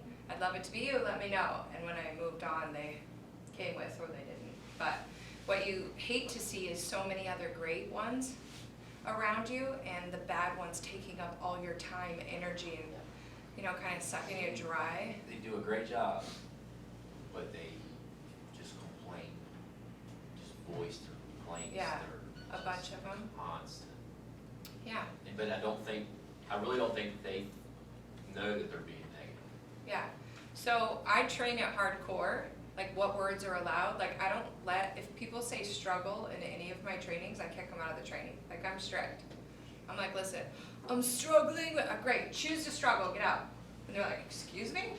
Right? Like complaining, any of those kinds of things. Now I have to teach it first. I can't just kick people out of my stuff or crush them. But I literally teach people, I'm like, what you speak, you attract. Like, hey guys, this is a no complaining zone, right? And it starts with funny and humor, and I'll yell or clap when they notice them doing it, right? Just to shock them into, hey, that's the wrong behavior. And now you'll have people hop on my trainings who are like, I'm challenged with this, and I'd love to, right? And they'll stop themselves. So you gotta teach them kind of how to parent themselves. And it will work on it. But imagine all the things you could do to create a more positive environment. Music, thought, like, I mean, talk about the goats more. Maybe have I mean I was it. gonna say, Bring one to work. Yeah, bring it. Sorry, Liza. a Right? You know what I'm saying? Like you had everyone laughing and loving it. You gotta create that environment you lead. If you're overly stressed, that's what they're gonna do. We don't talk about it. Yeah. I'm not a good- Okay. Igor. I'm actually really happy with my team right now. We don't really have any kind of cancers right now, so in that aspect, I'm really, like, we got rid of that, like, I love the team right now. If I had to pick one thing, the business has been really good the past year, like, everybody could say, the grocers are great and everything. So it's like, some people, they've been making more money than they used to make, Yeah. so that hunger is not there. So that, they'll have a really good month, Yeah. 10 grand or something, and then next month, they like slow down, cause like, man, I got money in the bank, cause like, Yeah. they never had money in the bank, they look paycheck, now they got like 5 grand in the bank and they think they're living. Right. People like me, I'm like, dude, I don't care, I can make 100 grand tomorrow and the next day Still I driven. need it again. So like Yeah. instilling that hunger, like every day's a new day, go get it, Yep. that maybe. Yeah. Glenn, how did, just a thought, how did you get your team to stay hungry even when they hit the big numbers? Was it individual or did you work them as a team? So it was a combination of both, but mainly teams. Yeah. And so everything in our Yeah. store was broken down into smaller bites, right, smaller pieces, so. You have them compete against each other? Like, how big's your Yeah, team? some competition. We have, eight, basically, so we got them divided into 2 teams. Yeah, have them compete against each other. We do that, we do little games, we do like you know, ping pong balls, if you sell a certain amount of balls, then Yeah. and then you win at the end of the thing. The little games like that, that does seem to motivate some Yeah. things. But it's like I said, like if they, like certain people, if they have one good month, next month I'm worried, I'm like, man, they just made some money, they got Yeah. some lay down, you Yeah. know, so. So you gotta connect it with a long-term why, so it's an infinite game, mentality. So my team, what we talked about every day is we talked about when we hit this level, I'm gonna have to hire another sales manager, I'm gonna have to hire another finance guy, I'm gonna have to do this, and I'm hiring from within. So when we reach here, then that's more opportunity. If we stay right where we're at, sell the same amount, everybody's gonna stay in the seat that they're in right here. Because I love these guys, I'm not gonna fire anybody, everybody's on the team, so if you're cool right where you're at, then let's just all stay where we're at. If you want more, we gotta sell more. Like, it's not about the money, it's about if you wanna get into a GM position one day, you wanna own your own store one day, then you gotta help me. Like, we gotta grow, I gotta sell 30 more, 50 more, 70 more, then we can create another position, and then it's another 50, and then it's another 70, and then it's another 100. And so we just tied it to where they wanted to go in the end, because when we tie to money, money comes and goes. And in this industry, you're a hero one day, you're a zero the next, right? Like, so you have to tie it to that infinite game carrot that's way out there, so that they can understand, oh, I'm on a journey to get to my goal of my vision of being a dealer or whatever that vision is. And what I get along the way is great, like it's bonus, but instead of having a finish line every month, where then they're lethargic for the next 10 days and then they kick back in, now the finish line is way out there, and they understand that they're building towards that as part of the team. Yeah. All right, we got 4 left. Thank you, Glenn. You're welcome. That was actually the best at moving up. All right, let's go these 4, just what you're gonna work on, and then I have one more thing for you to do. Clear delivering of my expectations and not be so passive. Great. Great. Say that again? Not be so passive with my expectations. Yeah, Say it stronger. Stand and Say it like you mean it. Feel it. I mean it.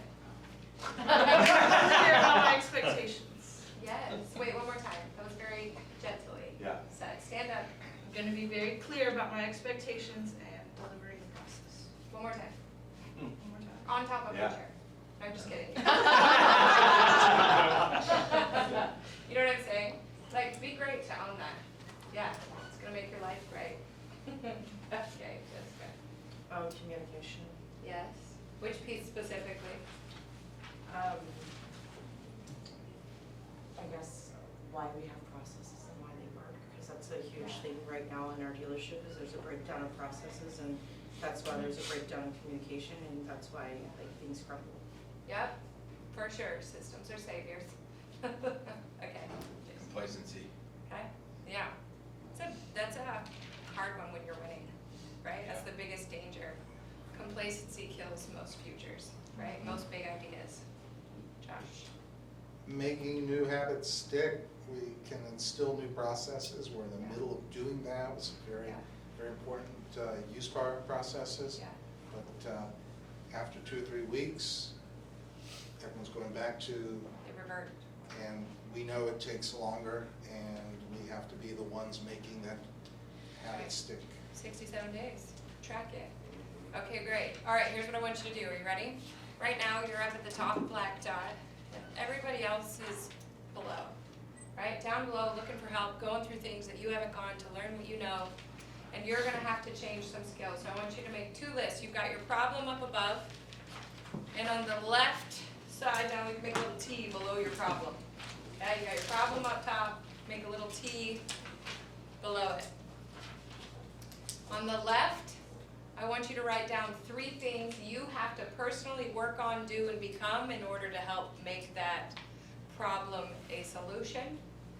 And on the right-hand side, I want you to write through 3 solutions to the problem that you can think of, just like what you would ask them to do. Trey saw it. Okay? So what do you have to do personally or become on the left? And it's Right. the problem that we Yeah, picture you're the problem on the left, and you really are like, who can I grow into on the left to help feed the solution? And on the right are 3 solutions you have to solve that challenge. I like to call them challenges, not problems. Because most of the time you're talking about people, and I try not to call them problems. All right, here's the deal. For the next 30 days, okay, you guys are on Wednesday number 2 of every month, correct? Okay, so we are going to spend this next 30 days, that this is your accountability partner, to make sure that this is solutionized in the next 4 weeks. Accountability, as we talked about. okay? It does. I feel like steak is a great place to be Great accountable. place to talk about it. Okay, you guys can choose how you do it, but what I want to see is in 30 days from now, so this coming Wednesday, I'll have a meeting with this group, right? On training, on Wednesday training.